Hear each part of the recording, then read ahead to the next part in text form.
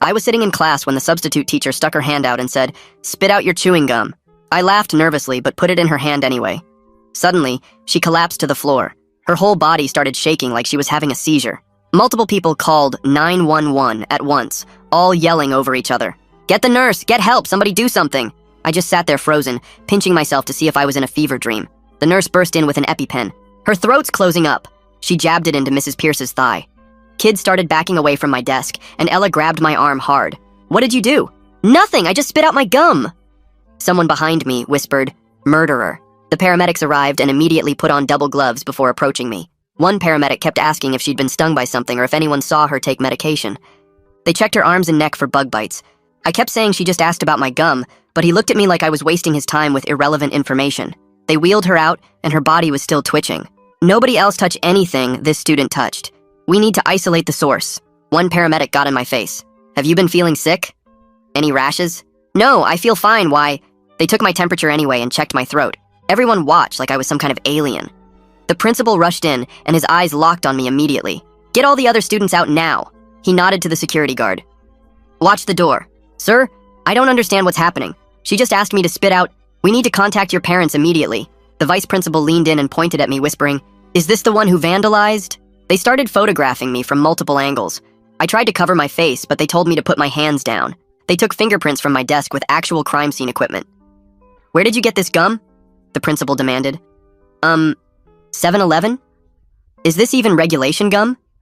What does that even mean?" They ignored me and sent someone to check my other classes for more gum. The lunch ladies were brought in. "What did this student eat today?" "They sat alone at lunch," one said, like that was criminal. "Didn't wash hands before eating." "I used hand sanitizer." They pulled up my entire lunch purchase history on a laptop. "Has this student ever brought outside food?" My hands started shaking. "The superintendent's on his way," someone announced. "Pull up the student's disciplinary file." 3 tardies this semester," the secretary read. "Failed to turn in health forms." "Those were excused. My mom—" The school resource officer cut me off. "Your parents better have good insurance. This is assault with a deadly weapon." "What weapon?" "It was Trident watermelon gum. We'll need a full toxicology report." He was actually writing this down like I was a criminal. Someone mentioned Miranda rights. I felt like I was going to throw up. Through the office window, I could see parents gathering in the parking lot. Someone was passing around a clipboard, a petition. I sat in that office for 2 hours, while Mrs. Pierce's heart rate stabilized. Nobody would tell me anything. Every time I asked what was happening, they'd exchange looks and say, "Just wait." The principal kept asking what I'd eaten for lunch. It seemed like such a weird question when our substitute just almost died, but I told him. PB&J, apple, cookies. He wrote it all down and made a phone call to someone. 2 hours later, a woman burst through the door. It was Mrs. Pierce's daughter. The principal tried to explain what happened, but she cut him off. "You committed murder of a school employee." "What?" "I didn't—" "My mother has a severe peanut allergy." Her voice shook with rage. "It's in her file in red ink." My stomach dropped through the floor. She could have died. One particle can trigger anaphylaxis. The pieces clicked horribly into place. My peanut butter and jelly lunch. The gum after. I was suspended immediately. "Effective right now," the principal said, not meeting my eyes. Security escorted me out past the mob of parents. I figured that was it, but I was wrong. A week later, the college rejection letters started piling in. Every teacher who promised to write my recommendation letters mysteriously pulled out at the last minute. Then my mom's car tires were slashed. All 4. The final straw came when I got a call from my part-time job. Fired. Just like that. Everything traced back to the Pierce family. They'd ruined my life over peanut butter. Time to show them what real destruction tasted like. I grabbed my notebook and started writing down every way I could hurt them back, my pen pressing so hard it tore through the paper on some words. First idea was to slash their tires like they did to my mom's car, but that was too simple, too quick. Then I wrote about spreading rumors at their church, posting flyers around town with their lawsuit history, maybe even calling their insurance company with an anonymous tip about fraud. My hand cramped from writing, but I kept going, filling page after page with plans that got darker as the night went on. I thought about sugar in their gas tank, dead fish in their mailbox, signing them up for every spam list on the internet. Around 3 in the morning, I had 20 pages of ideas, but none of them felt big enough to match what they'd done to me. The next morning, I couldn't sleep anymore, so I got in my car and drove past their house just to see it. Mrs. Pierce lived in one of those perfect suburban houses with the white fence and the garden gnomes, and her daughter's silver Honda was parked in the driveway with that stupid bumper sticker about her kid being an honor student at the elementary school. I slowed down enough to see their recycling bin was full of wine bottles, and their lawn was starting to go brown in patches. The curtains were still closed even though it was past 9, and I noticed they had one of those security company signs in their yard, probably new since the incident. I I drove around the block 3 times, memorizing every detail, where the streetlights were, which houses had dogs, whether there were any cameras visible. Then I headed to the library because I needed to be smart about this. Couldn't use my own computer or internet for what I was planning. The library had those old computers in the back that nobody ever used, perfect for creating fake Facebook and Twitter accounts without leaving a trail back to me.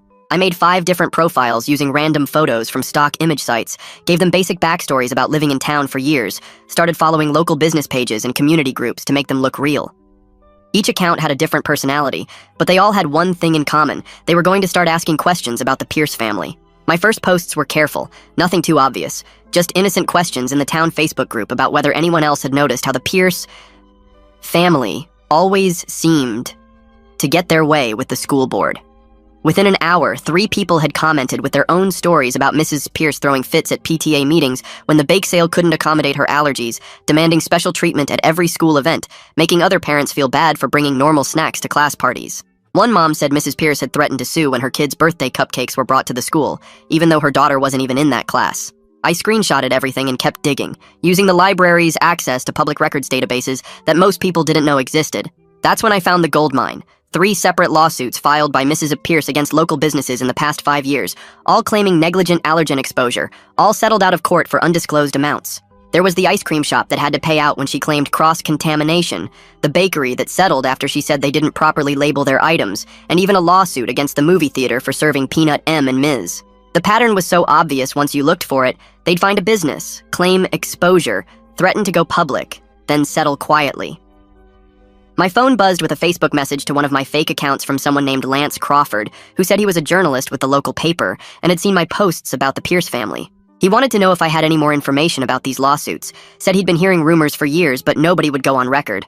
I was careful with my response, told him I'd just noticed some patterns in public records, and thought it was interesting how often they seemed to end up in legal disputes. I sent him the case numbers for the lawsuits, but didn't give him anything that could trace back to me, let him do his own digging and draw his own conclusions. 3 days later, I was at the grocery store buying milk when I heard 2 moms in the next aisle talking about whether peanut allergies were even real or just parents being dramatic for attention. One of them mentioned seeing something online about the Pierce family's lawsuit history, wondered out loud if maybe some people used allergies as a way to get at money from businesses. I pulled out my phone and posted from another fake account, a simple question asking if anyone else thought it was weird how many businesses in town had been sued for allergen exposure by the same family. The comments started flooding in within minutes, people sharing stories I hadn't even heard yet, connecting dots I hadn't seen. My mom walked into my room that night and saw me hunched over my laptop, asked what I was working on so intensely. The lie came out smooth and easy, told her I was researching community colleges since all my first choices had rejected me, looking at programs that might still accept late applications. She rubbed my shoulder and said she was proud of me for not giving up, that the Pierce family couldn't keep me down forever, and I felt sick about lying, but also weirdly proud of how good I'd gotten at it. My phone lit up with a text from Ella, saying she'd been thinking about what happened and something didn't feel right about the whole thing. She wanted to meet at the coffee shop tomorrow to talk, said she had some things she wanted to tell me about what she'd heard after I was suspended. Part of me thought it might be a trap, maybe the Pierce family sending her to get information about what I was doing, but another part hoped maybe she was starting to see the truth. I texted back that I'd meet her at 2 o'clock, already planning my escape routes in case things went bad. The next day, I got to the coffee shop early and sat where I could see both exits, watched Ella walk in looking nervous and guilty. She sat down across from me and immediately started apologizing for grabbing my arm that day, said she'd been caught up in the panic and didn't think straight. She told me she'd been noticing things since then, how the Pierce family seemed to have a lot of power in town, how Mrs. Pierce's daughter had bragged about getting me fired from my job, how the whole thing felt planned, somehow. I pulled out my phone to show her the fake accounts I'd been using, but then stopped myself because trusting anyone felt dangerous now. She leaned closer and whispered that Lance Crawford from the local paper had been asking questions around school about the Pierce family. My heart started racing because that meant my posts were actually working. 2 days later, I was scrolling through Facebook when I saw it. Lance's article with the headline asking why one family had filed so many allergen lawsuits against local businesses. The comment section went crazy within minutes, with people sharing stories about Mrs. Pierce screaming at the bakery owner last year and her daughter threatening to sue the ice cream shop. I screenshot everything and saved it to multiple folders just in case. My mom came home that night looking tired and asked if I'd seen the article about the Pierce family online. I shrugged and said maybe I'd seen something, but tried to act like I didn't care even though my hands were shaking under the table. The next morning, Mrs. Pierce's daughter posted this long video on Facebook with tears running down her face, talking about how her family was attacked online for no reason. She wore this white shirt that made her look innocent and kept wiping her eyes with tissues while saying they were just trying to protect her mom's health. People in the comments started defending her and calling whoever started the rumors a monster. Some lady named Karen wrote that she hoped they found who was behind the hate campaign and pressed charges. I felt sick watching everyone buy her act when she'd literally destroyed my whole future over an accident. That night, I stayed up until 3 making a new email account and sent Lance all my college rejection letters with the dates circled in red. I included screenshots of my termination email from work and made sure to highlight how everything happened right after the gum incident. I didn't sign it or give any hints about who I was, but I knew he'd connect the dots. 3 days later, Lance published another article mentioning the strange timing of a local student losing college opportunities right after the substitute teacher incident. He was careful not to accuse anyone directly, but he included a timeline that made it pretty obvious what had happened. The Pierce family's supporters started fighting with people who thought something fishy was going on, and the whole town Facebook page turned into a war zone. I was eating breakfast when the phone rang and my mom answered, looking confused. She covered the phone and mouthed that it was the principal, then her face went white as she listened. After she hung up, she sat down across from me and said the principal had warned her about inflammatory online activity that could result in legal action against our family. She asked if I knew anything about it, and I said no, while my stomach twisted into knots. The principal couldn't prove anything, but the threat was clear: back off, or they'd come after us even harder. That afternoon, I texted Ella, asking if she'd heard any news from the school, since I wasn't allowed back. She replied that her friend who worked in the office said Mrs. Pierce was scheduled to start substitute teaching again next week. The thought of her walking those halls teaching other kids while I was banned made my blood boil, so hot I thought my head would explode. I spent the rest of the day pacing my room and punching my pillow because the rage had to go somewhere or I'd lose my mind. Around midnight, I grabbed my dad's old hoodie and drove to the school with a can of spray paint I'd bought weeks ago for an art project. The parking lot was empty and dark with just one security light flickering near the main entrance. My hands shook as I sprayed "Allergic to Accountability" in huge red letters on the wall where everyone would see it when they arrived. It was stupid and reckless, but seeing those words on that wall felt better than anything had felt in weeks. I drove home with my heart pounding and threw the spray paint can in a dumpster behind the grocery store. The next morning, my phone blew up with texts from people sending me screenshots of the vandalism all over Facebook. The security footage showed a figure in a dark hoodie, but you couldn't see the face or license plate clearly. The principal called an emergency assembly about vandalism and consequences, according to Ella, who texted me updates throughout the day. She said he looked directly at her when he talked about how anyone with information should come forward immediately. Parents started posting about how the school wasn't safe anymore and demanding better security cameras. Some people thought it was funny and true, while others called it criminal property damage that proved someone was out of control. I stayed off social media that whole day and helped my mom clean the house to keep my mind busy. That evening, I got an email from someone named Nadine Vasquez saying she was a lawyer who'd read Lance's articles. She said she believed I might have a case for defamation and intentional infliction of emotional distress against the Pierce family. She offered to represent me pro bono because she'd dealt with them before in another case and knew their tactics. I Googled her and found she was legit with good reviews and an office downtown. We set up a meeting for the next day at a coffee shop on the other side of town where nobody would recognize us. She showed up wearing a business suit and shook my hand firmly before pulling out a legal pad. I told her everything from the beginning: the gum incident, the suspension, the college rejections, my mom's tires, losing my job, all of it. She took notes the whole time and asked specific questions about dates and documentation. When I finished, she looked me straight in the eye and said we had a strong case, but warned that going legal meant everything would become public. She paused and added that any revenge activities I might have engaged in could complicate things if they came to light. I nodded and tried to keep my face neutral, even though my mind was racing about the spray paint. We agreed to move forward, and she said she'd start preparing the paperwork immediately. 2 days later, I was home alone when I heard a car pull into our driveway. I looked out the window and saw Mrs. Pierce's daughter getting out of her BMW and marching toward our front door.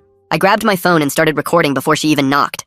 She pounded on the door, yelling that she knew I was home and we needed to talk right now.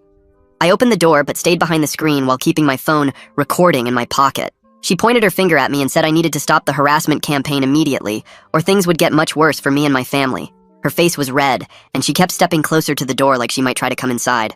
I asked her to leave, but she kept going, saying her mom almost died because of me, and I was lucky they hadn't pressed criminal charges yet. She said they had connections everywhere in town and could make sure I never got into any college or got another job. I kept my voice calm and asked her again to get off our property, while she ranted about how I was ruining their reputation with lies. Finally, she stormed back to her car, yelling that this wasn't over, and I'd regret messing with her family. My hands were shaking as I uploaded the video to Facebook that same night. I didn't blur her face or edit anything out. The whole recording showed her pointing at me through the screen door and threatening my family. Within an hour, it had 50 shares and hundreds of comments.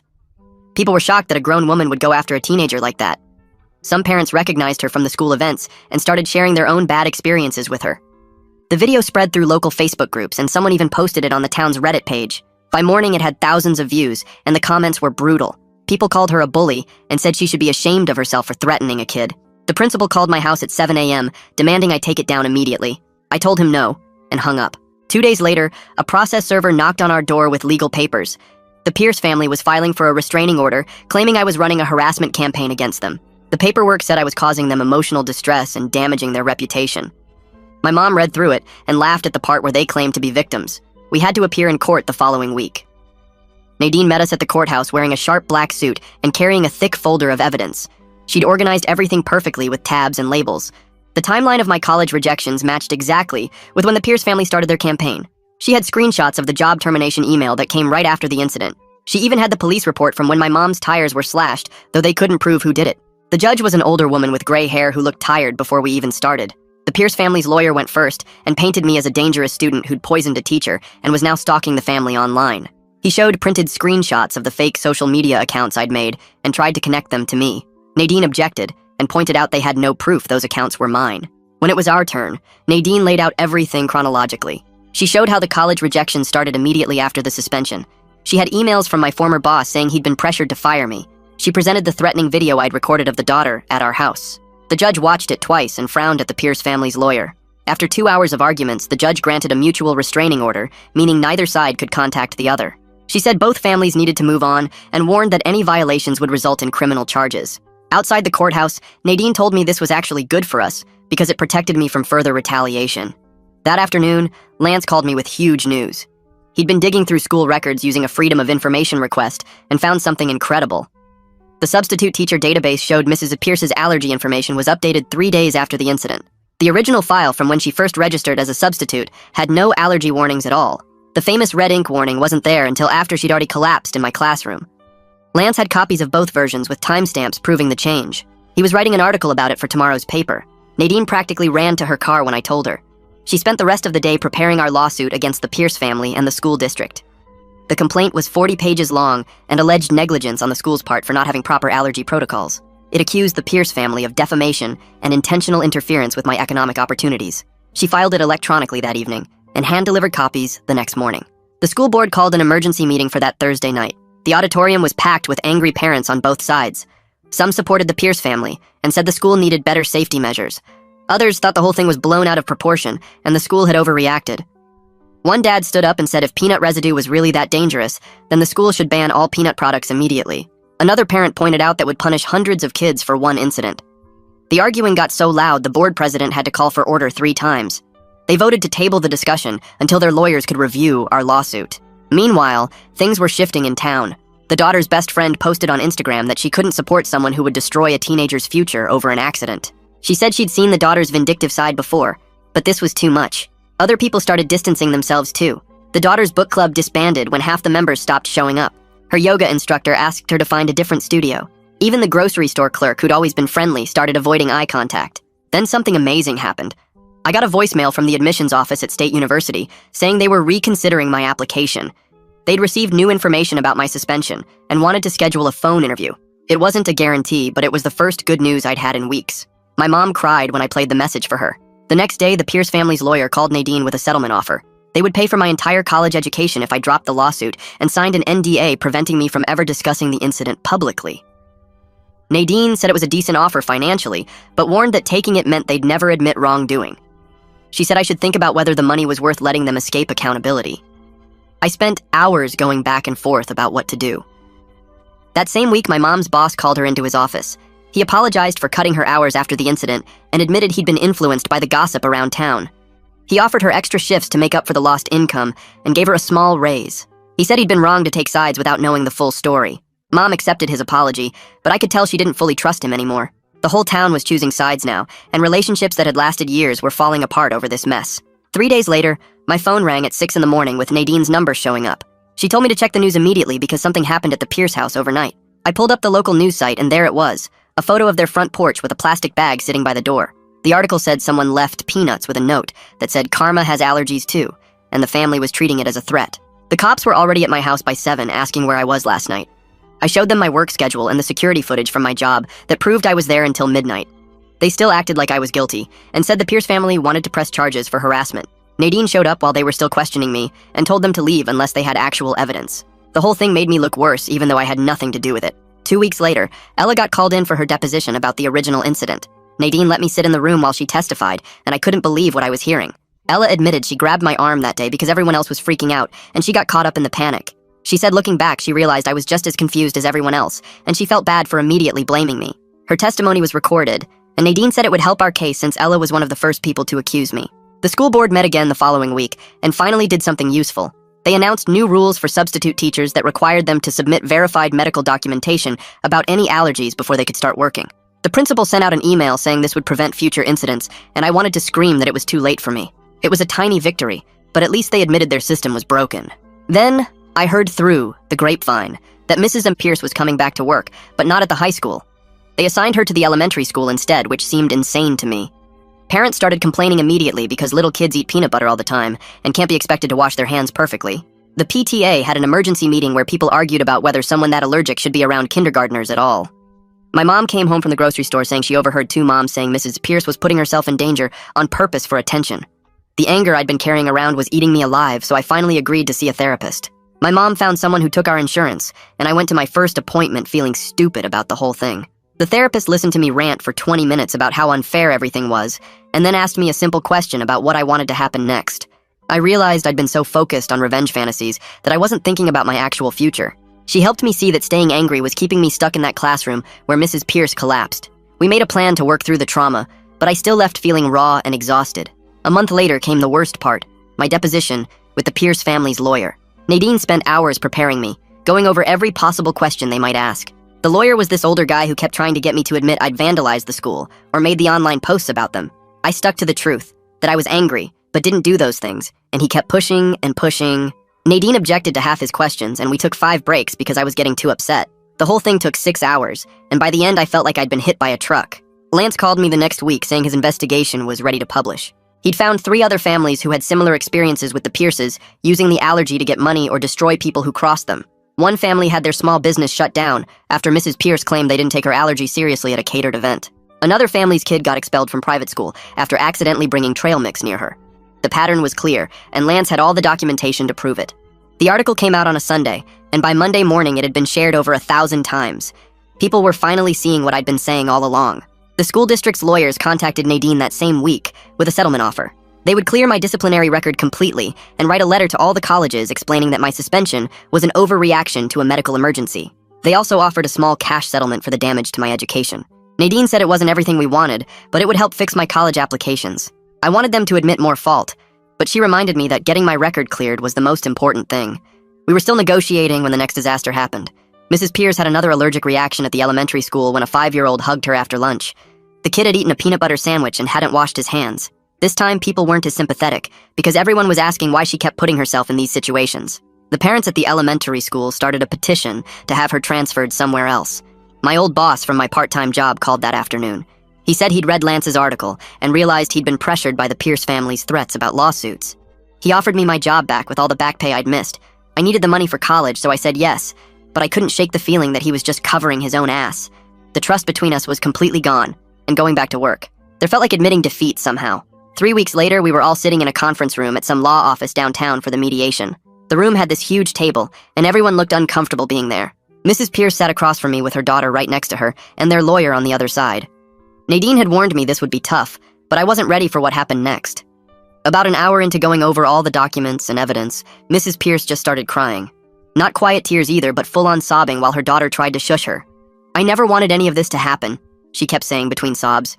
Her daughter grabbed her arm hard and told her to stop talking, but Mrs. Pierce kept going anyway. "This whole thing got out of control, and I'm so sorry." Her daughter's face turned red, and she whispered something harsh that made Mrs. Pierce stop talking completely.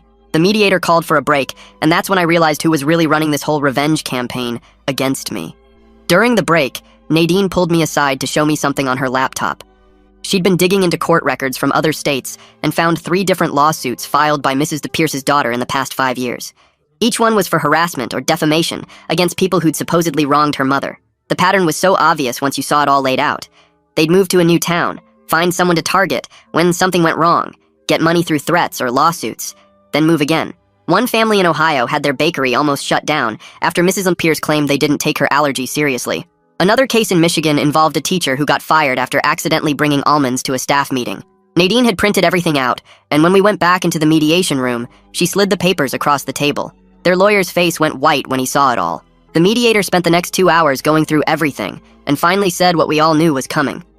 He recommended the Pierce family pay for my college costs, plus damages for the lost job and other stuff, but they wouldn't have to admit they did anything wrong legally. It made me so mad that they could destroy my life and just write a check to make it go away. Nadine squeezed my hand under the table and reminded me that going to trial would take years and might not end any better. The meeting ended with them saying they needed time to think about it. I spent the next 4 days barely sleeping and going back and forth about what to do. My mom sat with me at the kitchen table going through all the pros and cons over and over. She kept reminding me that my future was more important than making them admit what they did. "You can rebuild your life with that money," she said. "Or you can spend years fighting and maybe get nothing." She was right, but it still felt wrong to let them buy their way out of this. On the 5th day, Nadine called to say they'd agreed to the settlement but wanted a full NDA, so I could never talk about what happened. That was their final offer, and if we didn't take it, they'd fight us in court forever. I told Nadine, absolutely not. If I took their money, I at least wanted people to know the basic facts about what really happened. We went back and forth for another week with lawyers arguing about every little detail. Finally, their lawyer admitted that going to trial would be worse for them because all the evidence about their past lawsuits would become public record. They agreed to the settlement with no NDA on the basic facts, just couldn't share the settlement amount or their personal information. The check came through 2 weeks later, and when I saw the amount, I actually felt sick. It was enough for 4 years of college, plus living expenses, plus extra for all the damage they'd caused. My mom cried when she deposited it because she'd been so worried about how we'd pay for college after everything that happened. The money sat in that account feeling dirty, like I'd sold out somehow, but it was also my only chance at the future they'd tried to steal from me. A week after that, 2 of the colleges that had rejected me sent new letters. The school district had finally sent out their letter explaining that my suspension was an overreaction to a medical emergency and shouldn't be held against me. One was my dream school 3 states away, and the other was local. I picked the one farthest from this town without even thinking twice. I needed to go somewhere nobody knew this story, where I could just be a normal college student instead of the kid who almost killed a teacher with peanut butter. The same day I accepted the college offer, Mrs. Pierce's daughter posted another video online trying to play victim one last time. She talked about how her family was persecuted and forced to pay money they didn't have, but this time the comment section destroyed her. People had seen Lance's articles and knew about their history of lawsuits. Someone posted screenshots of the other families they'd targeted. Another person found records showing they weren't poor at all, but had plenty of money from all their previous settlements. Within 3 hours, she deleted the video, but screenshots were everywhere. 2 days later, she posted that they were moving to another state for a fresh start because of all the harassment they'd faced here. Good riddance. Graduation day came faster than expected, and the principal had called to say I was allowed to walk with my class despite everything. My mom helped me iron my cap and gown the night before, and we didn't talk about how different this day was supposed to be. When they called my name, some people clapped while others stayed silent. A few parents actually booed, but I kept my head up and walked across that stage knowing I'd survived everything they'd tried to do to me. I shook the principal's hand even though part of me wanted to refuse, took my diploma, and walked off that stage finally free from that place. The next week, there was an award ceremony for local journalism, and Lance won first place for his investigation into the Pierce family. In his acceptance speech, he thanked a brave young person who refused to be silenced without saying my name. He held up that award and said sometimes the truth takes time to come out, but it always finds a way. I watched the live stream from my room while packing for college and actually smiled for the first time in months. The next morning, my mom and I took the settlement check to the auto shop to finally fix her car the right way.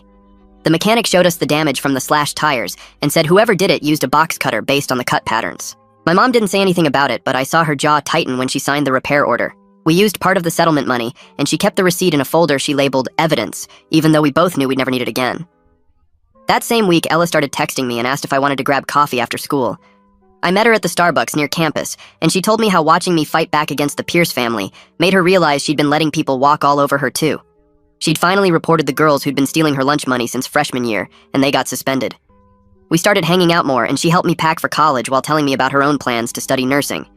She said that day in class when Mrs. Pierce collapsed, taught her she wanted to help people in medical emergencies, instead of just standing there frozen.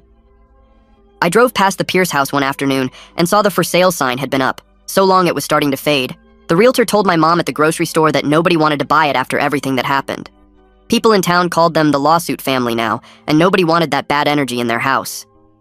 I spent 3 days writing my college essay about the whole mess and how it taught me that injustice can happen to anyone, but fighting back matters more than winning. The admissions counselor emailed me later, saying it was one of the strongest essays she'd read that year, and it showed real character growth. A letter came from Mrs. Pierce 2 weeks before graduation, and I could tell her lawyer wrote it because it used words like regrettable incident and unintended consequences. She said she was sorry for how things escalated, but never actually admitted they went too far. I kept the letter in my desk drawer as a reminder that some people will never really take responsibility. The school sent out an email about new mandatory allergy training for all staff and students starting next year. Kids started calling it the Pierce Protocol when teachers weren't around, but nobody said it to their faces. They made everyone watch a video about cross-contamination and how to use an EpiPen, and the principal announced zero tolerance for food bullying. My last week in town, I had to drive past their house to get to the bank and saw a moving truck in the driveway. Workers were loading boxes and furniture, while Mrs. Pierce stood on the lawn directing them. I didn't feel happy or sad or angry, just empty where all that rage used to live. 3 months later, I was at freshman orientation, listening to the residence life coordinator talk about roommate agreements. Nobody knew who I was or what happened, and I liked it that way. When people asked where I was from, I just said a small town and changed the subject. My roommate showed up on move-in day and immediately told me he had a severe tree nut allergy.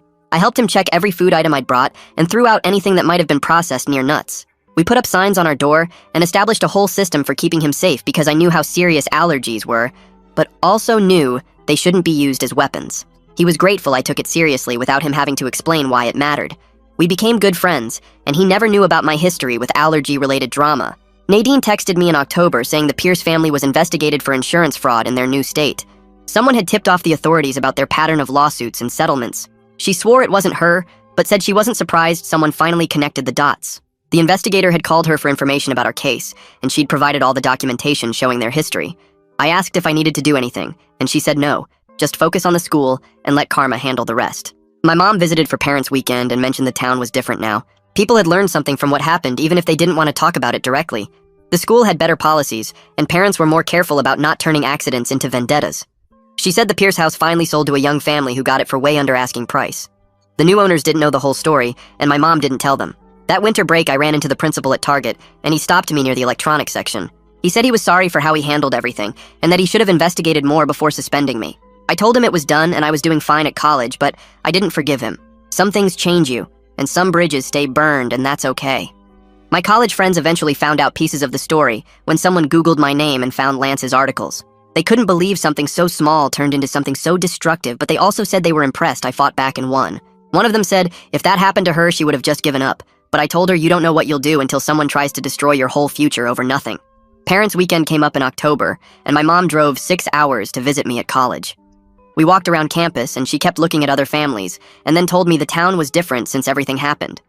Nobody really talked about it directly, but people had learned something from watching how fast things got out of control. The school changed their policies, and parents were more careful about not turning every little thing into a huge fight. She said the Pierce house finally sold to a young couple who got it cheap because nobody else wanted it. I showed her around the dorms and introduced her to my roommate, who she liked right away. We went to the dining hall, and she noticed how I checked every food label carefully now, and how I always washed my hands twice before eating anything. That night after she left, I sat at my desk filling out the paperwork to declare my major. I wrote pre-law on the form and thought about Nadine and how she fought for me when nobody else would. I wanted to be like her and help other people who got caught up in someone else's mess. The advisor asked why pre-law, and I told her I'd seen how the legal system could destroy someone or save them, and I wanted to be on the saving side. She signed my forms and said I'd need to keep my grades up for law school, which I already knew. I threw myself into studying and joined the debate team and mock trial club. My phone buzzed one night the next year with a message from Ella. She said Mrs. Pierce's daughter got arrested for harassment in their new town in Arizona. Someone there was ready for their tricks and had recorded everything from day one. The woman had tried the same thing with another family, but this time, the police weren't buying it. Ella sent me the news article, and I read it 3 times before I believed it was real. The pattern had continued, but finally someone stopped them. I didn't feel happy exactly, but more like the universe had finally balanced itself out. Second semester, I joined the legal aid clinic on campus that helped students with disciplinary problems. My first case was a freshman who got suspended for something he didn't do, and I helped him gather evidence to appeal. We won his case and got his record cleared, and he thanked me with tears in his eyes. The clinic supervisor said I had a natural ability to see through administrative BS and find the real story. More students came to me for help, and I realized my horrible experience actually gave me skills other people needed. Winter break came, and I was at the grocery store buying stuff for dinner when I turned the corner and almost ran my cart into the principal. He froze when he saw me, and then started apologizing right there by the frozen vegetables. He said he was sorry for rushing to judgment and that he was just trying to protect the school from getting sued. His hands were shaking, and he kept saying he should have investigated more before suspending me. I listened to him talk for 5 minutes straight without interrupting. When he finally stopped, I told him I was accepted his apology, but I didn't forgive him. Some bridges are supposed to stay burned, and that was a lesson I learned the hard way. He nodded and walked away, and I never saw him again after that. Back at the school, my friends were hanging out in my room when someone Googled my name for fun and found Lance's articles. They read the whole story out loud and kept stopping to ask if it was really true. They couldn't believe something so small turned into something so huge and destructive. One girl said she would have just given up if that happened to her, but I told her you don't know what you'll do until someone tries to take everything from you. They said they were impressed I fought back and won instead of letting them destroy me. The story spread through our friend group, and people started coming to me for advice about their own problems with unfair treatment. 3 years passed, and I was sitting in my law school orientation, listening to the dean talk about justice and advocacy. The firm that sponsored my full scholarship specialized in defamation cases, and they'd recruited me specifically because of my background. My supervising attorney said the Pierce family had accidentally given me the perfect origin story for this kind of law. I was going to spend my career turning injustice into justice one case at a time and help people who got steamrolled by someone with more power. The girl sitting next to me asked why I chose defamation law, and I told her it chose me when I was 17, and someone tried to ruin my life over peanut butter. She laughed, thinking I was joking, but then saw my face and realized I was serious. That's when I knew I'd found my calling, and the Pierce family's attempt to destroy me had actually created exactly who I was supposed to become. Thanks for letting me question things right alongside you. It's been a ride just wondering together. Until next time, take care out there. Like the video, it helps more than you think.